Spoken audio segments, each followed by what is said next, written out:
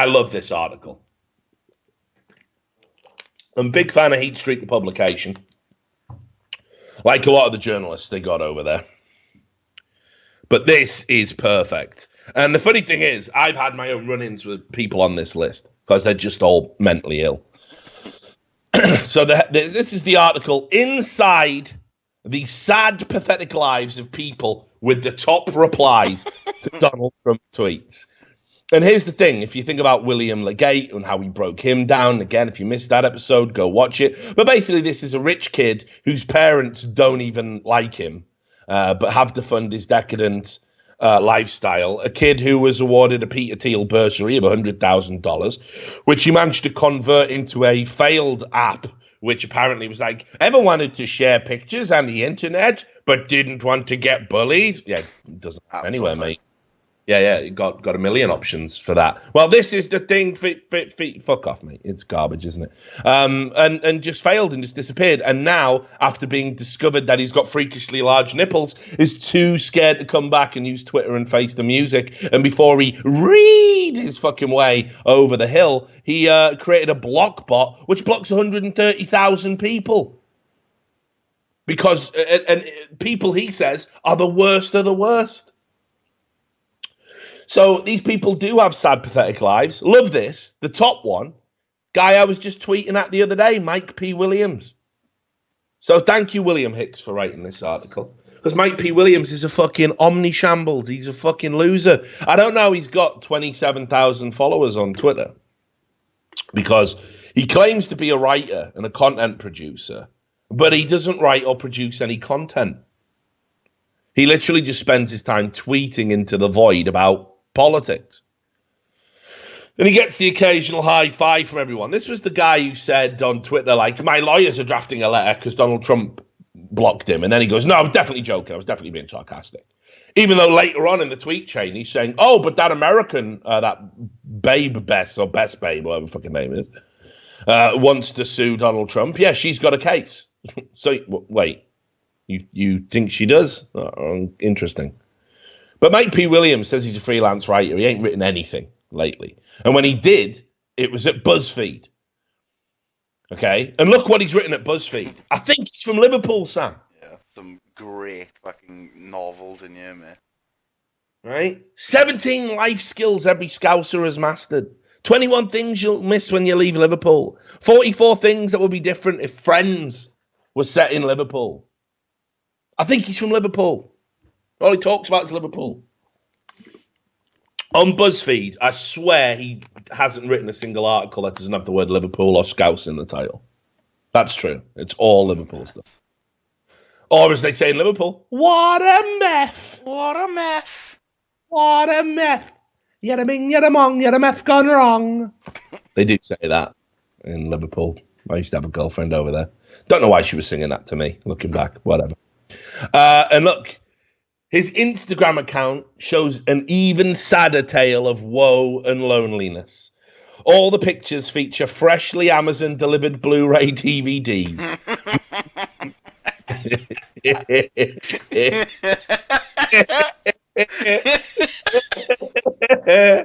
Oh, William. He's been wrecked already, yeah.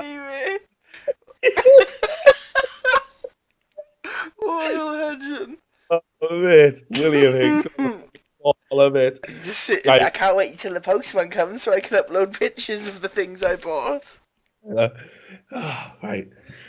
His Instagram account shows an even sadder tale of woe and loneliness. All the pictures feature freshly Amazon-delivered Blu-ray DVDs, meals made for one, kitschy nerd paraphernalia, and desperate mirror selfies. The only thing missing from the 341 pictures posted to the account is a single other human being.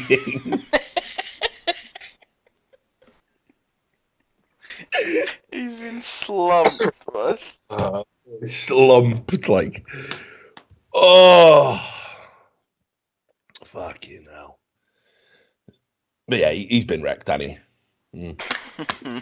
On the fateful day of May 31st, 2017, Mike P. Williams was blocked by Tyrant King Donald J. Trump on Twitter thus robbing him of any kind of scant meaning he could glean from his life. The hashtag resistance shed a tear that day. Williams is currently talking with his lawyers to fight this egregious human rights violation. That's the thing as well. When these people get blocked by Trump, like you get blocked on Twitter, they just tweeted him like over and over and over and over and over and over and over and over and over. None of it good. They get blocked and then they go, bloody hell, I've been blocked. I know. Bloody look, he can't put up with nothing, can he? I've only been abusing him for 6 months. Every day. What a thin-skinned rat. I've replied to every tweet he's ever made with vitriolic abuse. Bloody, what a thin skin. He needs to grow up. Yeah. Little old me, a nobody, hilarious. Yeah, and look, Mr. Thin Skin strikes again. You're crying about being blocked by somebody that actually matters. You don't, mate. You go back to watching fucking Rogue One by yourself in a Christmas sweater in fucking May. You sad cunt. Like, it's beyond a joke, isn't it? Then you got this guy, Jordan Uhl, right? Like Williams, Jordan Uhl's rent is inexplicably paid each month, despite doing absolutely nothing of value. Uhl runs a blog called Opston, which some outlets have generously referred to as a startup. It combines a douchey Silicon Valley type name with the nuance of a socialist Facebook meme page. Most of the blog's content is just links to other news articles, and the original content is pretty much word garbage. Uhl uses his platform as top Trump replier to shill for his blog, finding any excuse to tag it into highly engaged replies. Probably the saddest part is he uses the Opston account to agree with himself. Look at that, Barack Obama, Michelle Obama, you two inspire us. Agreed. Because it's you, you mentally ill cunt. Agreed. I also think like that. He also has a podcast that earns an impressive $27 a month from the online begging service Patreon. Hang on, William. Whoa, there's nothing wrong with Patreon. You take it back. Yeah, you take it back. We're going to be online beggars soon. It's not funny anymore. Yeah, fuck this article. Fuck Heatstreet. But perhaps Uhl's finest achievement was a November 2016 Independent article where he offered some friendly tips from a straight white dude on how white people can berate their family members over Thanksgiving dinner for voting Republican. Because obviously that's how you want to spend Thanksgiving. Here it is. Proof, if anyone needed, that the Independent has gone to the literal liquid, runny, yellow, eggy-smelling shit that I said it had. You can see here. They published this guy, this absolute nobody. They published him. And this is the article. And in it, you can see it says, while passing the green bean casserole to your grandpa, remind him that it's white homegrown terrorists, not Muslims, that have killed more Americans than jihadists since 9/11. Actually, not true. I won't be doing that. Actually not true either, by the way. But you will notice whenever they do those numbers, they always start after 9/11. Because other way, there'd be no way that you could win the argument then. Because 9/11, a lot of dead people. I don't know if you know about that. Don't know if you heard about that, right? Worst terrorist attack on American soil ever. So they always go, yep, since 9/11, though, and then it's not true. The Orlando shooting really put a big spike in those numbers with 50 people or 49 people being shot in a gay club. So that's been debunked, that number. So don't say that to your grandpa. I mean, definitely don't say it to your grandpa anyway, because it's probably just not appropriate dinner conversation at Thanksgiving, where we're meant to just lock all of our shit away just for a day and just look at your family and pretend you still like them. Yeah. And just let them die with their decrepit old views. And then he goes, don't even let someone try to downplay the significance of the Dakota Access Pipeline protests while simultaneously observing a holiday in which native people warmly accepted uninvited immigrants from Europe. Thanksgiving's an absolute banger at this cunt's house, isn't it? I'm sure loads of friends and family are showing up for this guy. Yeah, I'm definitely coming, mate. Fuck, let's just read his credentials as well to get published in the Independent. Jordan Uhl is a Washington, D.C. based writer. Okay, so that's Just, as a writer, let me tell you, here's all you ever need to become a writer. You wake up one day and you say, I'm going to be a writer. That's it. You are now officially a writer. Welcome to being a writer. It's shit. It's a shit way to live. There's no success implied. You've got to go out there and become a published writer, an authoritative voice in a space, all those kind of things.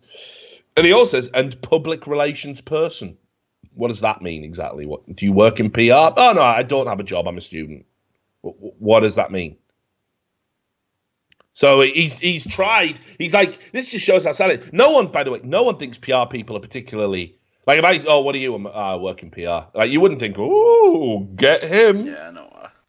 It's just PR, It's like I clean up other people's messes. I've got a PR guy who liaises with me at Turner. There's literally a guy who has the job. He's called Jake. He's a legend. He's got his job is to read my tweets and shit and make sure I haven't gone too far. And he does other cool stuff. He sets me up with interviews and that. And he'll call me up and be like, oh, I've got an interview. Do you want to do it? And I'm like, who's it with? Oh, it's with this outlet. And I'm like, didn't they tell all those lies about Trump? Come on, Rich, do it. Take one for the team. All right, Jake, you're lucky I love you, brother. And that's what we do. And I'm sure he wakes up in cold sweats at night. Oh, God, Richard's in a Twitter argument. What's he said? How far has it gone? He's not having a good time, is he? Yeah, see, look, everyone's like, poor Jake. Yeah, fucking right. Okie dokie. Jake is probably watching this show right now. Jake's a legend. When I was at E-League, he was the one who helped me with everything as well. Nice guy, Jake. Yeah, he is. He's a good guy. But, definitely criminally overworked. And, being a PR person, not all it's cracked up to be. Anyway, Tom Coates. He's tweeted over 6,000 times at Donald Trump since Mentally ill. I like that stat, mate. We should start doing that with everyone we fucking talk about. That should just be a go-to thing. Now, Best Bell, who has tweeted Trump 12,000 times. Yeah. How many times have you tweeted Donald Trump? I honestly don't think I've ever tweeted with Donald Trump in it, because why would I? I don't think I have either. Like, why would I? Think about it. You're not... He doesn't go, oh, bloody hell. 10 million replies. Put the kettle on. What? I'll get the Paris later. I'm having a read. They're banning my name in Overwatch. Right? None of that. Sorry. Get me Blizzard on the phone. Get me Blizzard right now. You know all them fucking tax breaks you want? I don't know why he talks like fucking Bricktop. You stop me again when I'm walking, sunshine. I'll cut your fucking Jacobs off. Feed them to the pigs, Errol. Anyway. So Tom Coates has tweeted over 6,000 times at Donald Trump since the inauguration. That's just since the inauguration. That's like 1,000 tweets a month. Stop this. Right? 6,000 times. He's the founder of an incredibly lame tech startup, of course, Thington.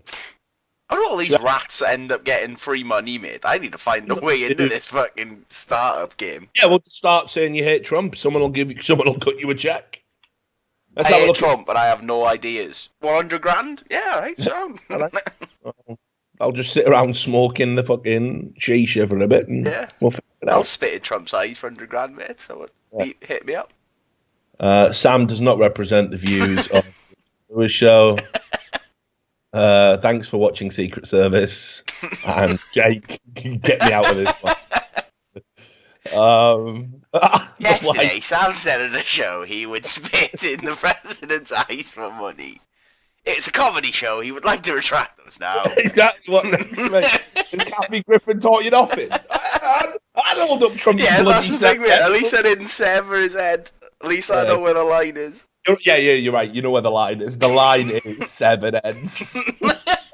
7 heads. Like, that's the line. Where's the line? Have you severed an head? Nah, right. You're not over the line. Yeah, you sound. That's going to be the speech I'm going to get tomorrow. Richard, you're showing a little bit too far, but thankfully, Kathy Griffin did sever his head. So you're all right. You're all right. You're still okay. She just pushed the line back for everybody, mate.